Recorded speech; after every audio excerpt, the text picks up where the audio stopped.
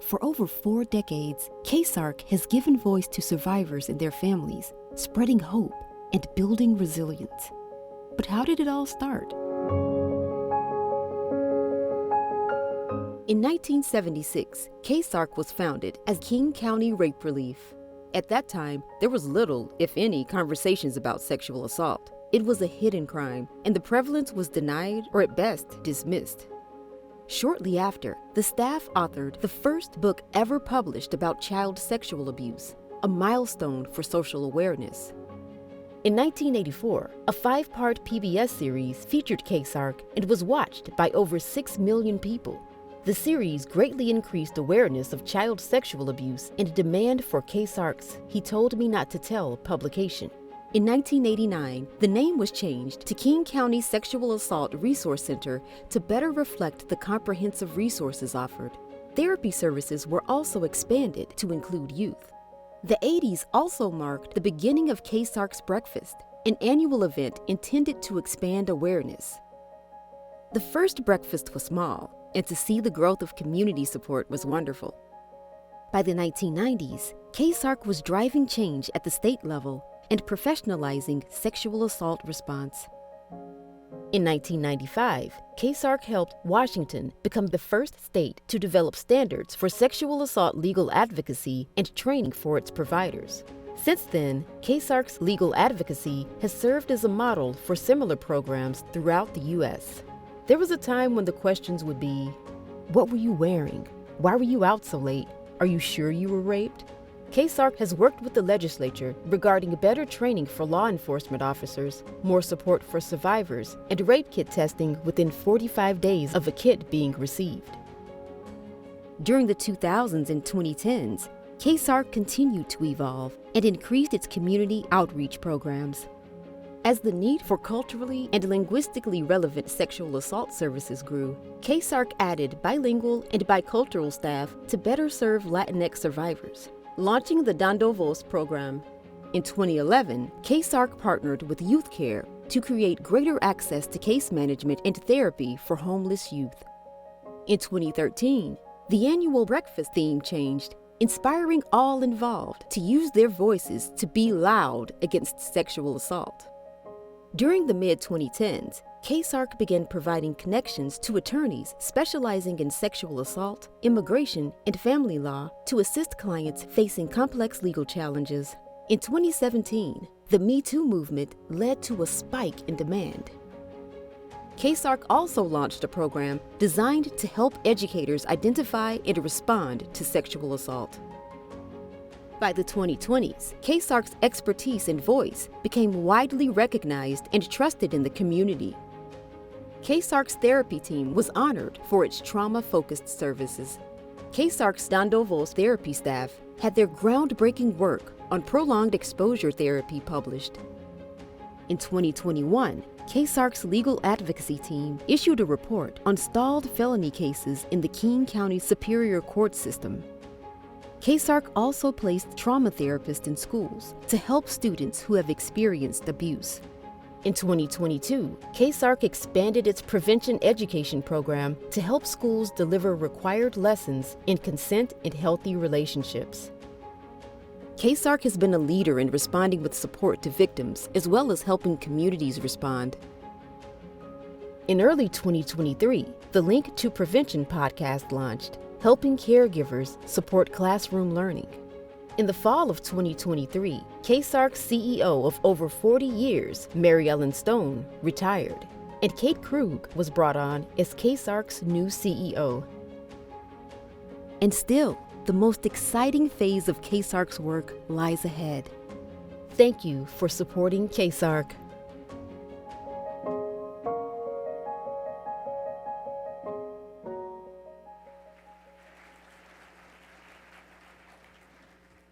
Buenos días, me llamo Farah Jadrin. Yo soy la presentadora del desayuno Be Loud de este año. Good morning to everyone. My name is Farah Jadrin, and I am the host of this year's Be Loud Breakfast. The work that KCSARC does to support survivors of sexual assault and provide prevention education means a lot to me personally. I am also a survivor, And I share this with all of you today because today is about sharing our strength and hope. We are here today to be loud about sexual violence. We're here to support one another.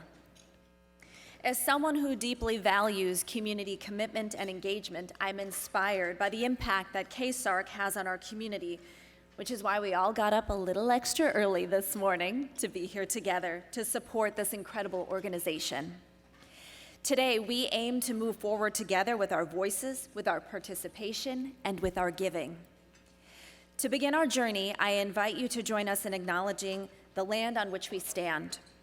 We wish to acknowledge that KCSARC serves all of King County, which is on unceded ancestral land that belongs to the indigenous people. These lands are traditional homes of the Coast Salish peoples, including, but not limited to, Duwamish, Muckleshoot, Puyallup, Snoqualmie, Stillaguamish, Suquamish, and Tulalip tribes. These acknowledgements do not fulfill our obligations to build and foster authentic relationships with indigenous communities, but serve to step in honoring as the land we are on. Thank you.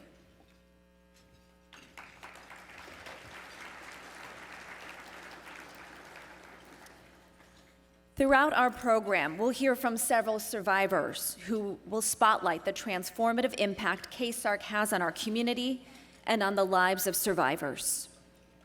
As I've been learning more about this nonprofit organization, I've been so impressed how KCSARC provides free and confidential advocacy and crisis support for survivors and their families, including a 24-hour resource line. It was also amazing to hear that all direct services are also available in Spanish and delivered by bicultural, bilingual staff. A medida que he ido conociendo esta organización, me ha impresionado mucho saber que KCSARC ofrece apoyo gratuito y confidencial a los sobrevivientes y sus familias, incluyendo una línea de recursos que está disponible las 24 horas del día. Fue increíble escuchar que todos los servicios directos de KCSARC también están disponibles en español y son brindados por personal bicultural y bilingüe. Un agradecimiento muy especial al personal de Dando Voz. A special thank you to the Dando Voz staff.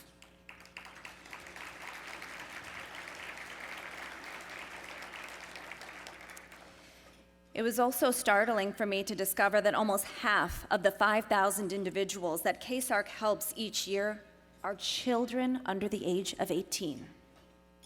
KCSARC actively works across King County to stop sexual violence before it happens. Prevention staff works with students, educators, parents, caregivers, and community members on concepts such as consent and boundaries. For more than 4 decades, KCSARC has stood by survivors and their families to give unwavering support thanks to your unwavering support. And I'm deeply grateful for your commitment to KCSARC. Later, we'll hear about the ways to give and a very generous matching opportunity that's available today. I would also like to express my gratitude to KCSARC staff and board for their tireless efforts. If you're a current or former board member or staff member, please stand if you're able, or show your support in another way so we can share our appreciation.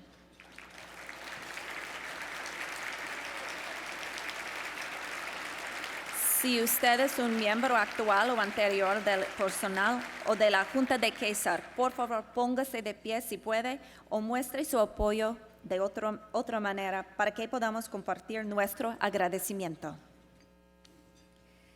Thank you. It's now my privilege to introduce Marilyn Sharon, KCSARC's board president.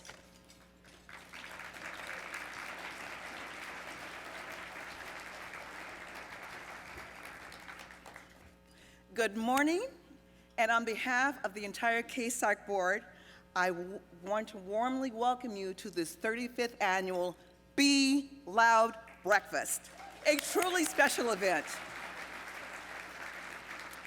This marks the first Be Loud Breakfast under the leadership of our new CEO, Kate Krug, she's an exceptional leader, and you'll have an opportunity to meet her shortly. This also marks our opportunity to actually welcome a very special guest. Her name is Mary Ellen Stone. For those of you who don't know, Mary Ellen is a former CEO, and she's here today, and she can actually enjoy her breakfast at a Be Loud breakfast. Mary Ellen, congratulations on your retirement, and thank you for your 44 years of outstanding leadership.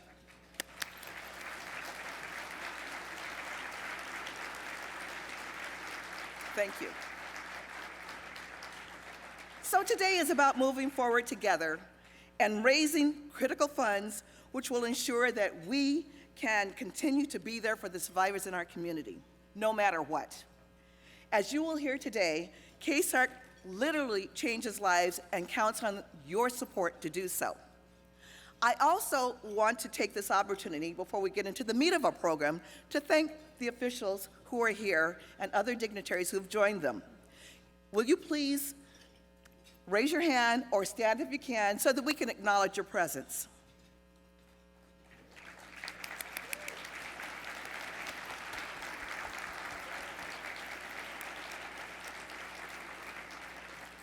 Your continued partnership and ongoing support make a huge difference, and we so appreciate you. We appreciate you being champions of KCSARC's important work. We don't take your efforts lightly. When you advocate for services to help survivors in our community, you actually amplify what we do at KCSARC in terms of prevention, treatment, and policy development. If you're a newly elected official, new to the KCSARC breakfast, welcome and congratulations. And we hope that you too will lead with the Be Loud message. So during my years as president of the board and just as a board member, I've had the opportunity to get to know some of KCSARC's exceptional staff.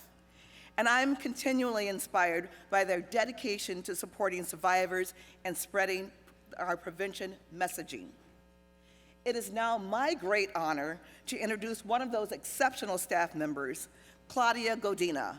Claudia serves as the bilingual legal advocate supervisor for KCSARC. Claudia, thank you.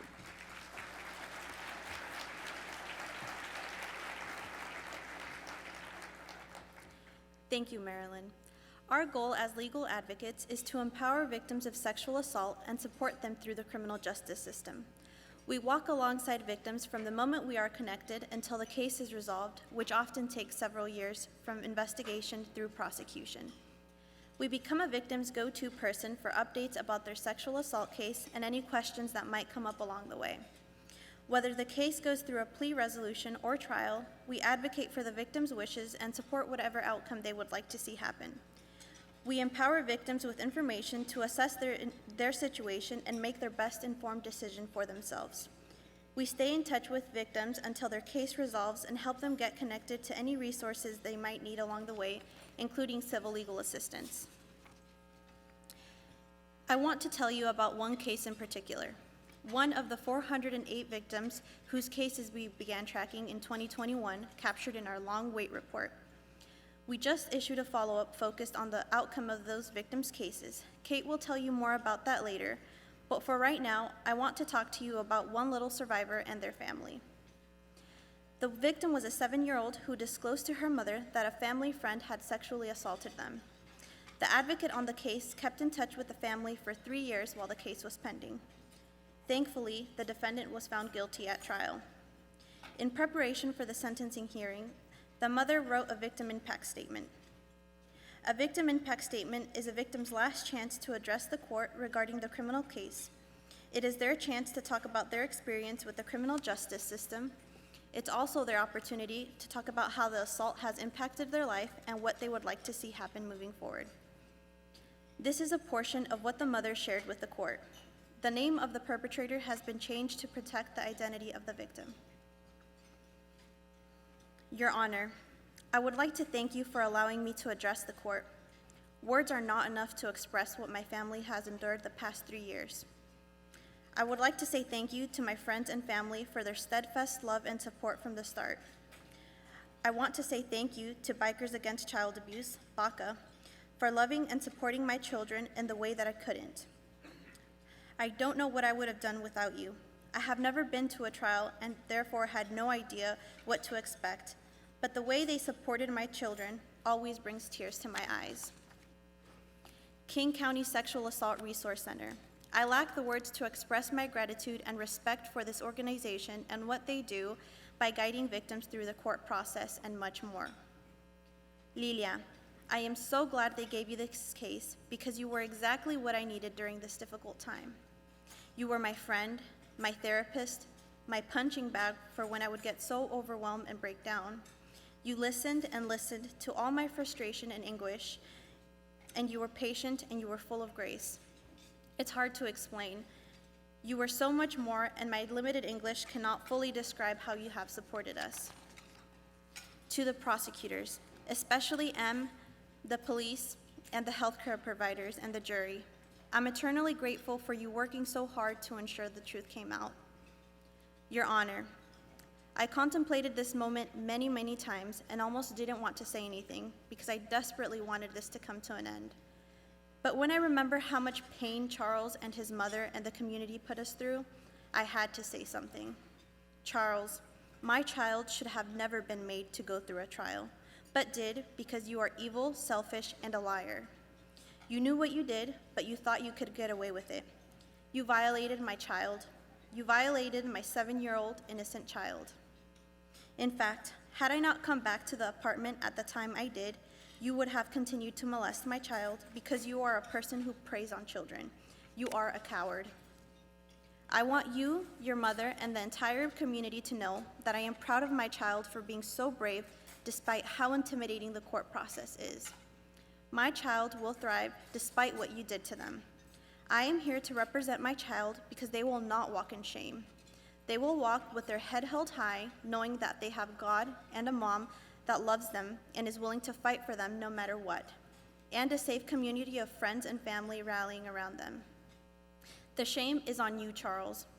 The shame is on your mother for lying.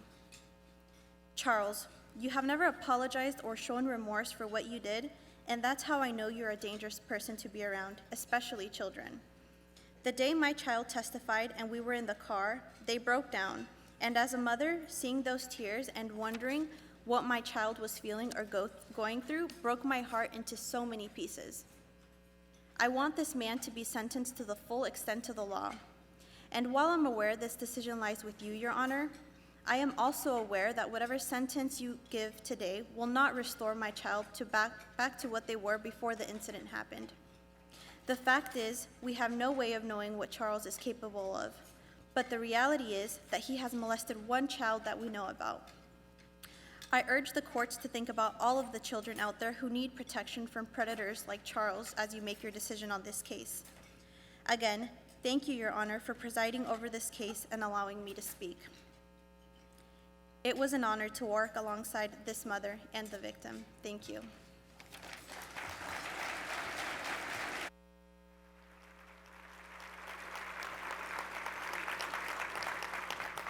Gracias, Claudia. Gracias por compartir ese mensaje tan impactante. We want to thank Claudia for sharing such a powerful statement. Ahora es mi placer introducir Lorna, un miembro de Voces en Alto. Es un programa que incluye clientes anteriores. Ellos compartieron sus historias para ayudar a otros. Lorraine, la directora de programas, se unirá a Lorna para la conversación. Now I'm so pleased to introduce Lorna, a member of KCSARC's Empowered Voices program, which is comprised of former clients who bravely share their stories to help others. Lorna will be joined in this conversation with Lorraine, KCSARC's Chief Program Officer.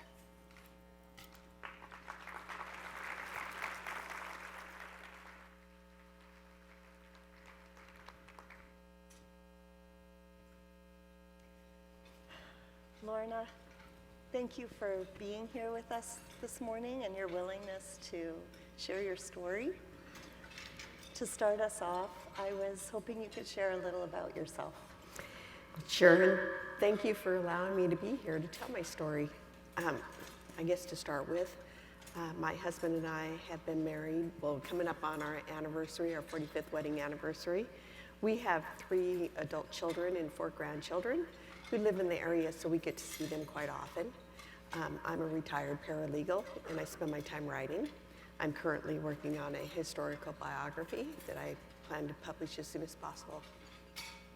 It's so nice to be able to have family close by, your children, your grandchildren, and congratulations on being so close to publishing your biography. Thank you. Yeah, that's exciting for you. I was wondering if you could reflect back on what led you to reaching out to KCSARC. Well, I have 2 older brothers who sexually abused me. My oldest brother began abusing me while I was still in diapers. My father abused me as well. I'm not sure if he was the first one. He died when I was young, so I mostly remember my 2 brothers, and that abuse continued until I was in my teens. After I married, I felt like I had escaped, and then I put it all behind me. We had this beautiful home and a wonderful family, and I told myself I was fine, but I had this constant gloom that hung over me. I was stressed all the time, but mostly I was angry, even when I didn't show it. And then a few years ago, I started having these heart flutters. Sometimes my heart would pound so hard it would shake my entire body. Excuse me. I thought I was having heart attacks, so I went to the doctor and she diagnosed me with anxiety. I wasn't real familiar with that, so I had to look it up. And when I read that anxiety was worrying about things that might happen that probably wouldn't, I thought, that's not me. But then when I thought about it a bit more, I thought maybe there was something to it. My husband talked me into seeking counseling, and he helped me find KCSARC. I'm glad you found KCSARC. And as you know, healing's a journey.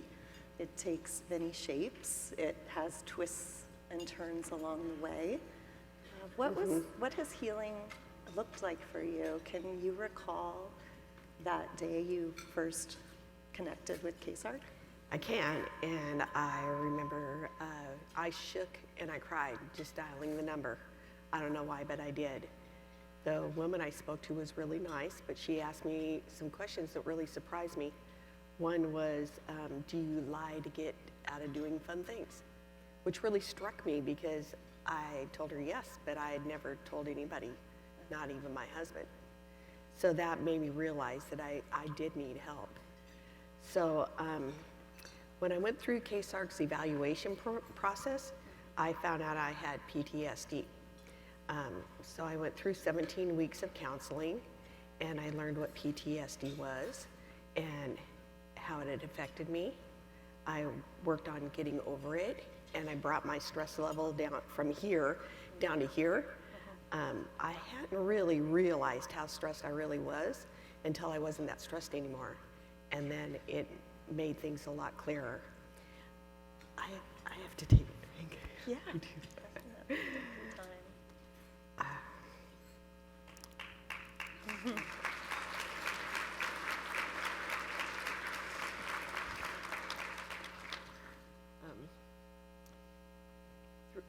Through counseling, Yeah.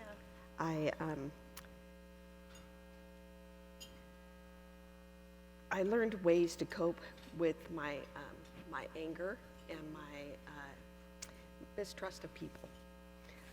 Instead of keeping everything inside, I would tell my husband stories about what had happened, and I would write down what I was feeling. But I think that healing really began after I had time to adjust to all these new feelings that PTSD had overpowered. I was overwhelmed with feelings of happiness and love. It took me a while to adjust to that. Yeah. My counselor had pointed out that I had shown signs of PTSD as a child, but throughout my life I just thought that's just the way that I am. Not being able to go to sleep at night until there was no sound in the house was just something that I did. And waking up 3 or 4 times a night to see if there was somebody in my room was just another thing that I did. And always looking at people and trying to figure out what was wrong with them or what was dangerous about them was just me being cautious. I had to reevaluate my entire life as I realized the deeper ways that PTSD had affected me. I realized that I wasn't just stressed, I was afraid. I wasn't just angry, I was afraid. And I didn't trust people because I was afraid. I realized I had almost all the decisions I'd made throughout my life was through this fog of PTSD, and it had affected my education and my health and my relationships. Once I processed all that, I realized what a really, truly wonderful life I had, and I am thankful every day that I have this freedom to enjoy it. I still have memories of abuse that crop up from time to time, but with the skills that I learned at KCSARC, I don't hold on to the anger and the stress for as long. I still get angry, and still working on trust, but those are getting better too. Yeah, what a remarkable journey you've just described, you know, connecting with emotions that fear had overshadowed, you know, those feelings of happiness, love, gratitude, and having these shifts in even the way you're thinking about yourself and other people in the world. What would you want people to know about healing from the trauma of sexual assault? That it's possible and that it's well worth the effort to get help, even if it seems scary. I would tell them that it's not as scary as it seems and that there are people who are willing and ready to help. I would tell them that they're survivors and that they've already gone through the worst that life has to offer. And if they can do that, that they're strong enough to get the help that they deserve. And I would tell them that the first step is the most difficult, but the most worthwhile. I can sit here today and tell my story. I know how important it is for people to come forward and tell their stories about sexual abuse so that we can change the status quo on assault. But if I can help one person find peace and joy and happiness, then I feel like I'm doing the right thing, and it helps me continue my recovery. I would like to see every person who has ever suffered from sexual assault get the help that they need and go on to live happy, joyous lives.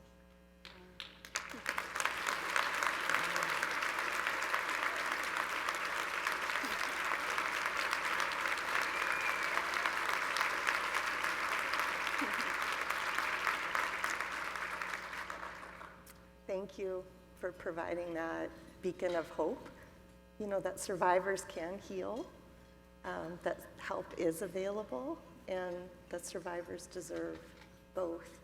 You know, thank you for your courage and your generosity in sharing your story this morning. We're so grateful. Thank you. Thank you.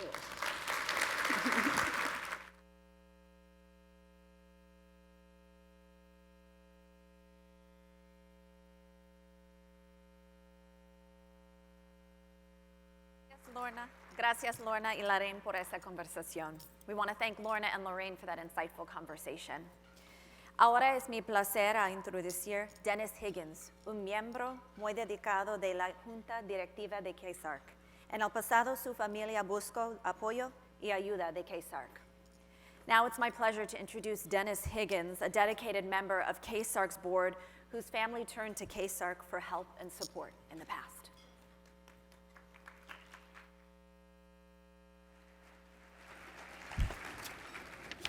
Good morning. Hope you're all having a good breakfast. I want to say, first of all, what bravery by Lorna. Thank you for sharing your story. And thank you all for being here. My name is Dennis Higgins. I'm proud to be a KCSARC board member. I'm proud because I know firsthand how KCSARC helps people through the trauma of these horrible crimes. It was 19 years ago when we learned that our daughter had been raped by my uncle.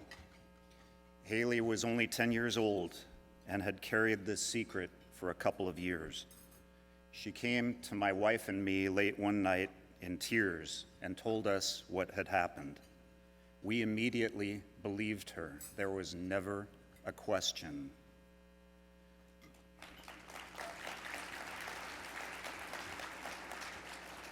We are very fortunate that my wife, who is a school counselor, knew exactly what to do.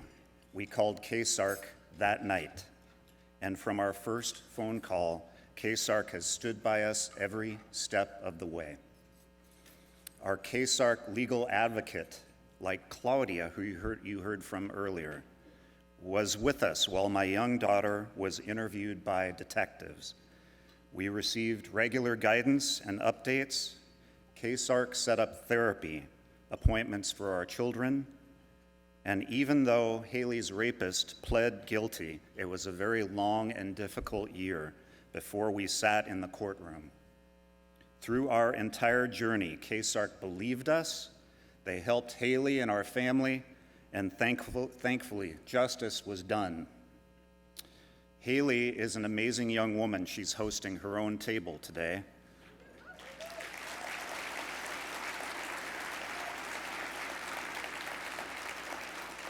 She just completed her master's from Cal Berkeley in Public Health Administration.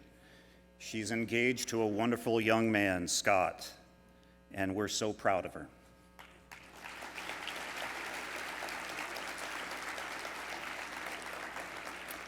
Today I have the honor of introducing to you KCSARC's new CEO. I want to thank my fellow board members and KCSARC staff for their hard work on the search and selection process. We were looking for a leader with experience and humility, someone who exemplified KCSARC's guiding principles, and we're thrilled to have found a leader with all of that and more. From her first day at KCSARC, she's been leading with grace and integrity. Please join me in welcoming KCSARC's new CEO, Kate Krug.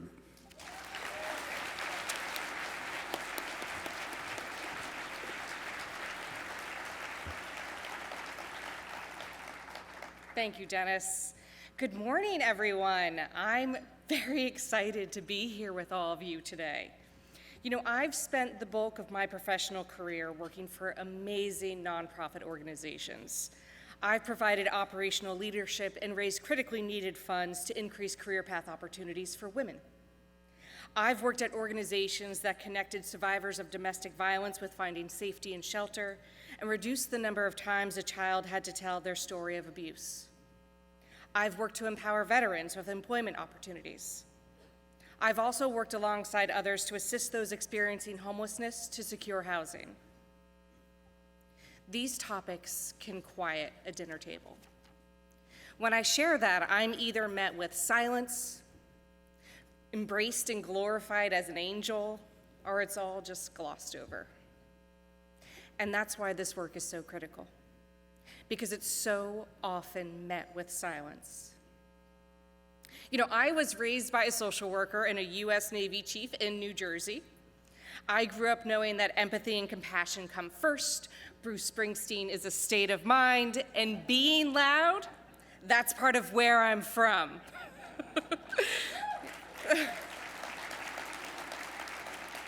And I am thrilled to be here to be loud with you all today. So while my career has spanned several types of human services supports, at its core, I've always focused on gender equity with a focus on gender-based violence. When I moved to Washington last year, I worked remotely from New York City, commuting every other month for about a week and a half. When I first started that cross-country commute, it felt like a work trip to New York City was time back at home. And then after a few months, I began to miss the green, the steep hills, the trees, and of course the mountain. Any day the mountain is out, I know it's going to be a good day. I was homesick for Elliott Bay when I was looking at the Hudson River. So I knew it was time to find a way to support my new home and community in Washington. When I heard about the opportunity at KCSARC, it sounded like a dream come true, an opportunity to champion hard work of those providing gender-based violence services. And then once I met the KCSARC team, I was thrilled. They're an amazing group of warm and kind experts. And of course, all it took was one phone call with Mary Ellen Stone to be completely hooked. When I met Mary Ellen, I was so impressed by her passion, confidence, strategic mind around policy and funding, but most of all, her grace. She took me on an amazing tour of King County, introducing me to many of you. Thankfully, Mary Ellen set us, KCSARC, up for success. Thank you, Mary Ellen.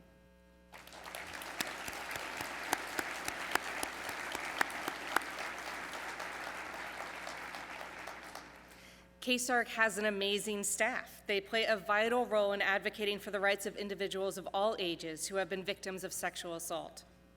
They're also funny, kind, great bakers, expert snowboarders, hula dancers, bilingual, bicultural, and so much more. And they fight. They fight for survivors and improve our community. Thank you, KCSARC staff.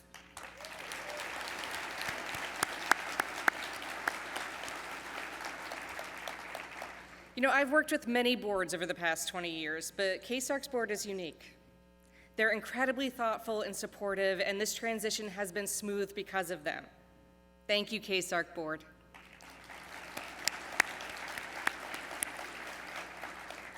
So I've heard from many of you that at past breakfasts, the moment that you remember most is one that's about to happen. It's if you or someone else you know has been affected by sexual assault. Please join me in standing, if you're able, or show your support in some other way to honor them.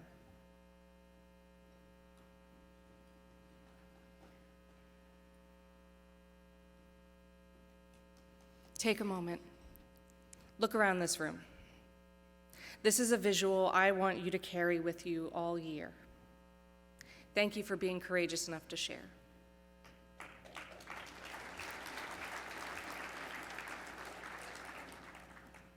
That was an incredibly powerful demonstration of caring, solidarity, and support for victims of sexual assault. Thank you. You know, KCSARC is a special place. Many people think, oh, that must be such a sad and stressful place to work. Visit us. Come see our team. Walk our hallways. It is a beautiful and cheerful place. Frequently, there's families in our lobby with small children waiting for their appointments. The children are usually playing with toys or diving into the books that we have there for them. In fact, in my first few weeks, I moved through the reception area quietly. I was thinking, what are the rules? Am I allowed to say hello?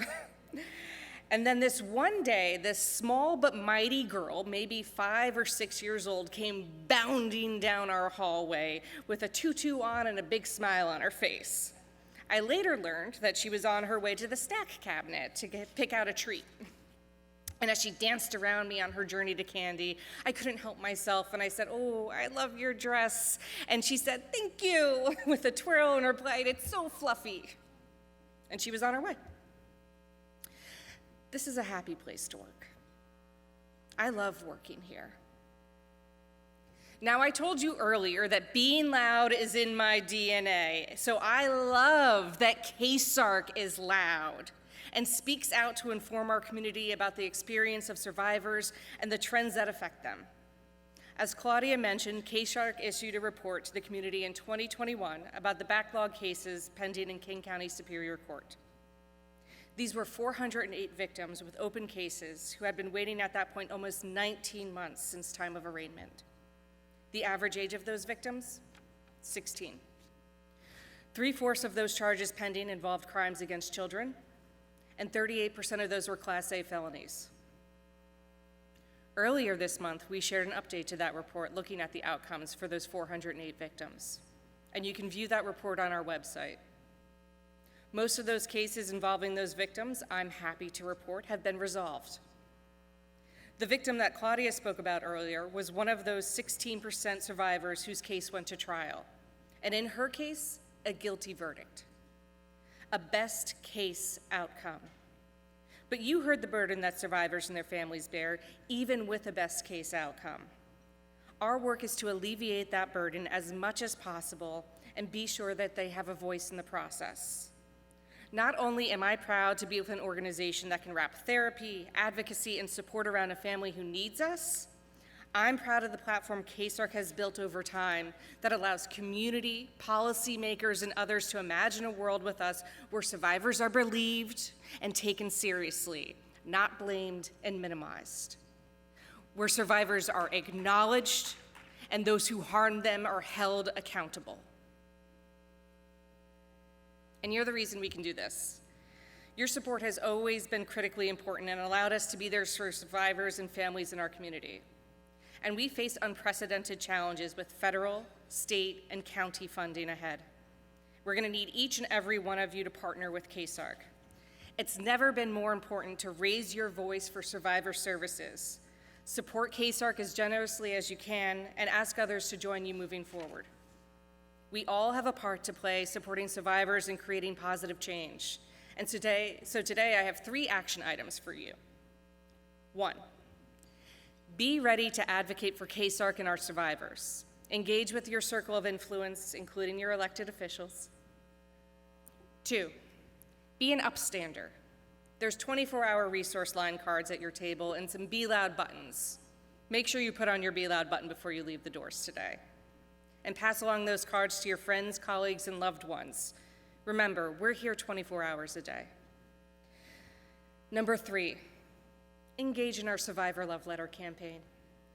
We know that recovery from trauma of sexual assault is possible with the supportive community. And you may have seen our earlier emails and posts encouraging you to participate in our Survivor Love Letter campaign.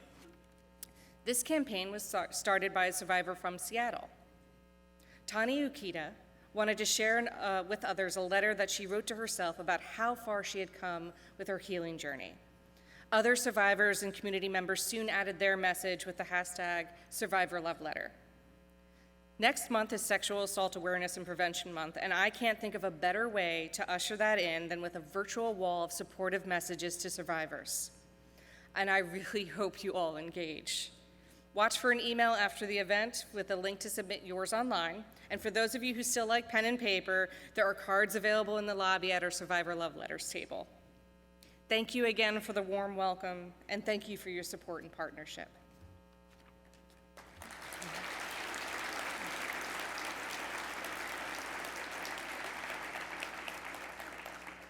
It is now my honor to introduce you to Christy, one of our former clients who exemplifies resiliency and generosity by sharing her story in order to help others.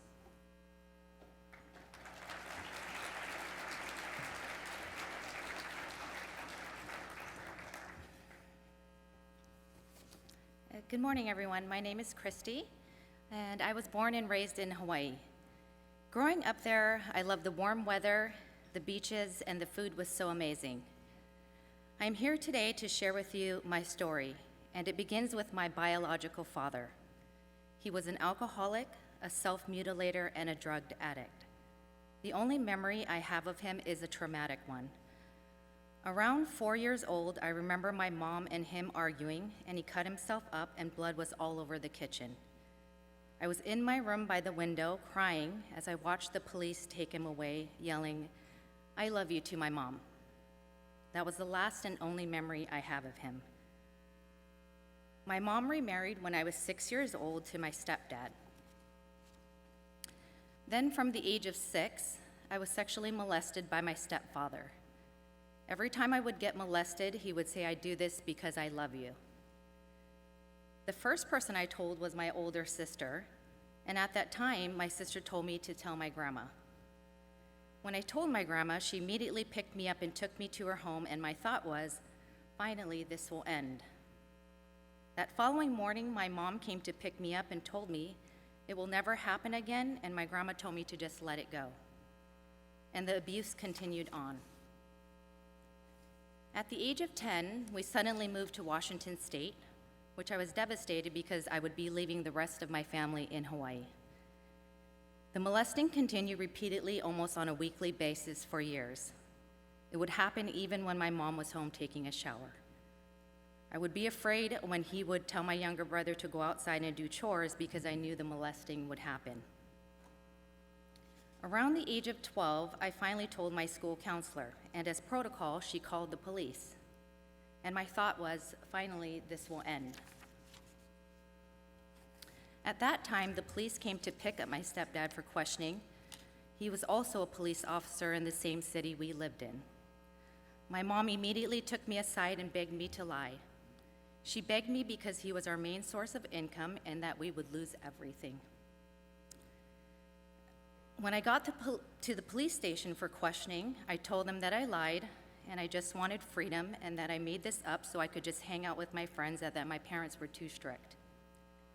They yelled at me and told me how dare I do this to him, as he is a well-respected police officer in the community, and that if they wanted to, they could charge me with false reporting. I remember crying, and I cannot even remember how I felt at that time as I blocked my emotions. After that, I was pulled out of school and homeschooled. I never attended high school, and I had no friends. My parents had isolated me. After that, I just tucked it away and I tried to ask for help, but my parents were too ashamed and didn't want this secret out. I became a self-mutilator, an alcoholic like my real father I remembered from years ago. I had very low self-esteem. I struggled throughout my adulthood and had multiple abusive relationships that were physical and emotional. I thought that pain was love. I struggled with major depression and alcohol use and tried to commit suicide multiple times. From the age of 21 to 24, I had 3 children, all boys, and my parents continued to have control over me. I convinced myself that I could forgive my stepdad and my mom. I always felt that I needed to please my mom so that she could love me. My stepdad tried to attempt to molest me again around my mid-30s when we lived together while my mom was out of town and my boys were home. He would write me personal letters and slide them under my bedroom door. He came to my job once and told me that he loved me more than a daughter. This has not only affected me, but has also affected my siblings. My younger brother and older sister both became drug addicts, and it took years for them to become sober and clean, and we all struggled with this secret. So one day, about a year and a half ago, at the age of 42, we had an argument in the car and I asked to be let out. My stepdad began to yell at me as if I was a child, and my mom started punching the window. He finally parked and let me out, and I just ran. And my stepdad was chasing me, and I yelled, "Stop, I'm scared of you." And inside, I felt like my 6-year-old girl came out.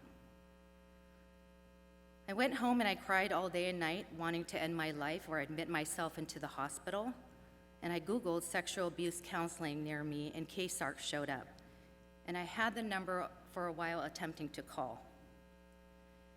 And finally, one day I woke up and sat on my kitchen table and I just dialed KCSARC's 24-hour resource line in fear and shame. And I spoke with a woman who picked up right away. It was a Saturday or Sunday, I can't remember, and she was very helpful. And after I hung up, I felt a huge feeling of relief. Just as promised, someone reached out and I was set up to meet my therapist, Alex. Alex was so amazing and very supportive. My first session, I took a test and I scored at top of having PTSD. I had to choose between 2 types of therapy, one which Alex mentioned would be difficult and that it's a lot of homework and I needed to be committed, and yet I decided to move forward with the CBT, Cognitive Behavioral Therapy, and it was a 12-week program. We used worksheets that help reframe my thinking. In the beginning, I thought that this was not going to work, and it was very hard to relive memories I tried to tuck away and then go to work the next day. I had to write a letter to my younger self, and that was very difficult. I cried a lot. Towards the end of therapy, it just clicked, and I started to realize that this is working. I retook that PTSD test, and I scored not having PTSD anymore, almost having no symptoms.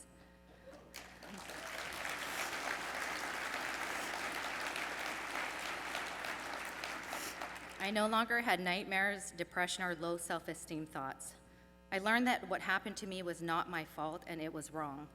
What interested me the most was learning what a perpetrator must do to commit abuse and the pre-calculations that they do. I learned that I deserve the best and that I am in control of my life. And since then, my life has changed. I set up boundaries and distance myself from my parents. I no longer do what people want me to do that makes me uncomfortable. I have changed my career and my job. My sister, niece, and boys are my biggest supporters, and I appreciate them so much. I joined KCSARC's Empowered Voices program, which is a group of KCSARC's former clients that want to share their story and volunteer to help others speak out and let them know that their story matters and people care about them and that they are not alone. I want to be able to help someone at a younger age to get the help they need to avoid the chaos I went through and to help their families as well. The crazy thing is, around my 30s, I always envisioned myself as a motivational speaker, and here I am today.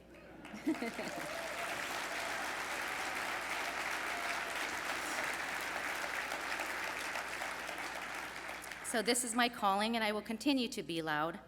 And I want to thank everyone that works and supports KCSARC, as this program has truly saved my life. Thank you.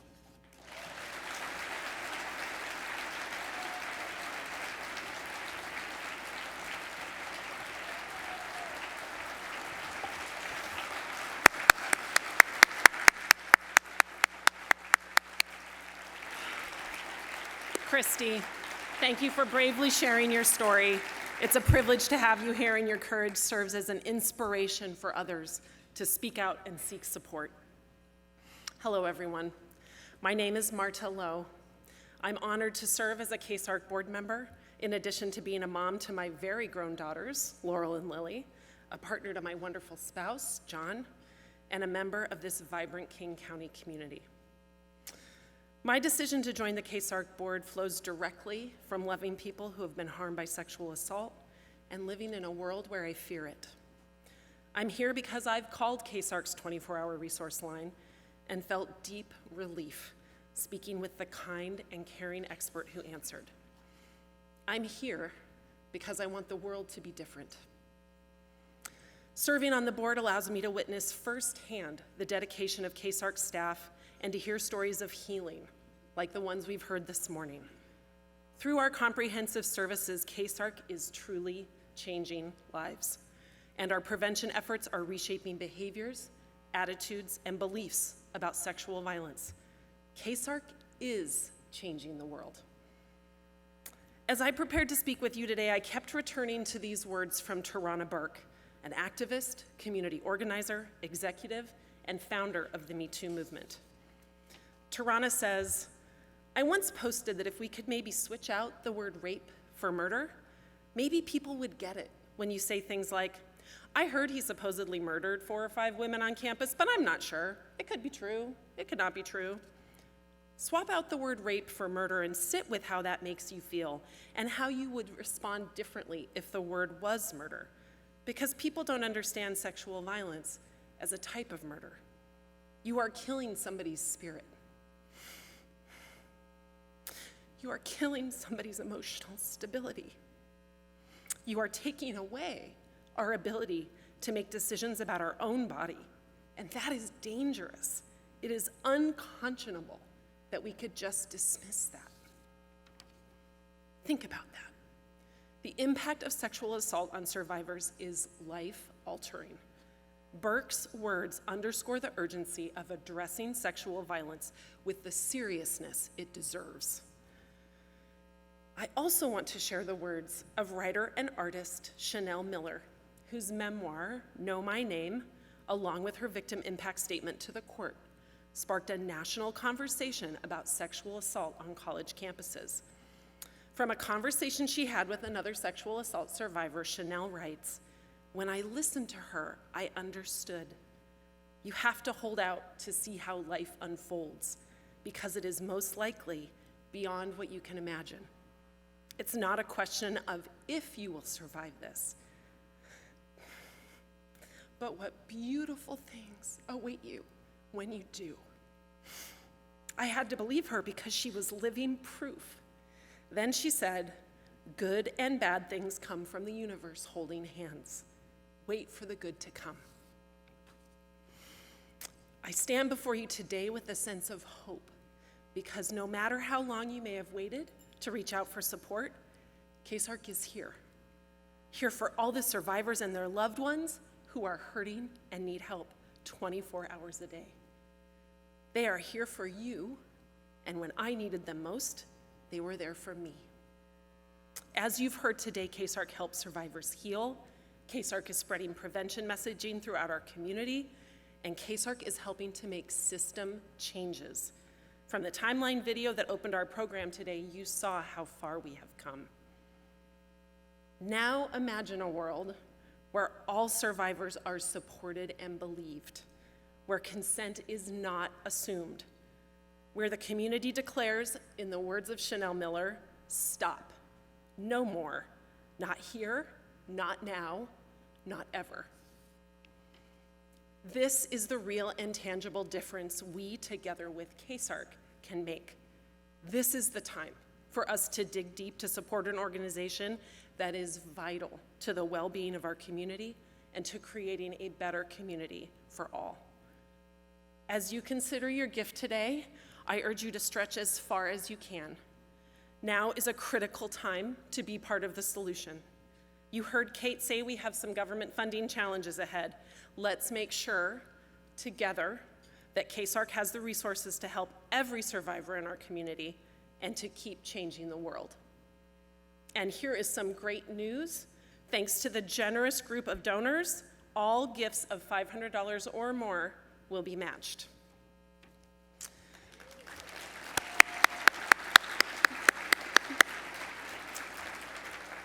Now is the time for you to make a difference. There are a few ways to give today. At the back of your program, you'll find a tearaway pledge card. You can give by scanning the QR code to make your donation online or by filling out the pledge card.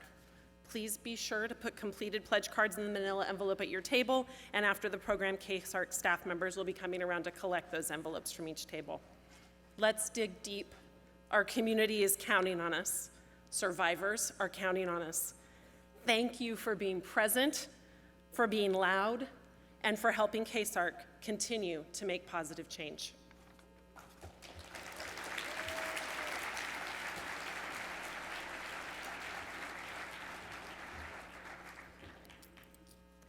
Thank you so much, Marta. And I just want to briefly mention this. A lot of people have asked me what time I get up for work for King 5 mornings, and the answer is about 1 o'clock in the morning. But I want to tell all of you, I would get up at that hour or any hour to be here with all of you, for people like Marta, for Christy, for Lorna, for Haley, and all survivors, because all of you are incredible people. So thank you, all of you, for being here early.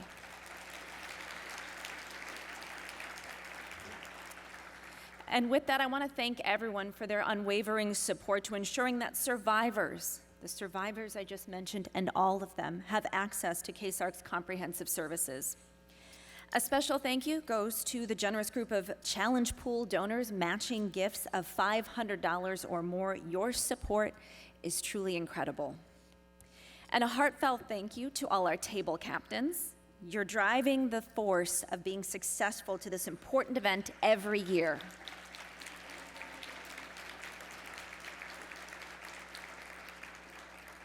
Your leadership and your dedication is invaluable, and we couldn't do this without you. A special thank you to those of you who have championed this event for more than 10 years. We are grateful for your presence and your support to survivors. As a reminder, please be sure to put completed pledge cards in the manila envelopes you'll find on your tables. Staff members will be coming around to collect those manila envelopes from all of you. We could not have gathered today without the support of many sponsors. We want to thank all of those who are making a positive difference in our community, so please hold your applause for the end. Thank you to our premier sponsor, Amazon. Thank you to our media sponsor, Seattle Times, the Seattle Times. Thank you to our hero sponsors, Costco Wholesale and Expeditors. Thank you so much to our visionary sponsors, Alaska Airlines, Archdiocese of Seattle, H.D. Fowler Company, Schroeder, Goldmark and Bender, T-Mobile, Uber, and Vreeland Law PLLC. And thank you to our advocate in kind and partner sponsors. This is a fantastic group of corporate partners. We want to thank you for your incredible generosity and your support. Gracias por una mañana muy especial. Espero verlos a todos en el año que viene. Espero que tengan un buen día. Y recuerda, hacer ruidoso. I've been so moved by the stories that have been shared today and by your commitment of supporting the services for survivors and prevention programming in our community. So thank you all for being here today. I hope to see you all next year. Have a great rest of your day. And remember to be loud. Thank you.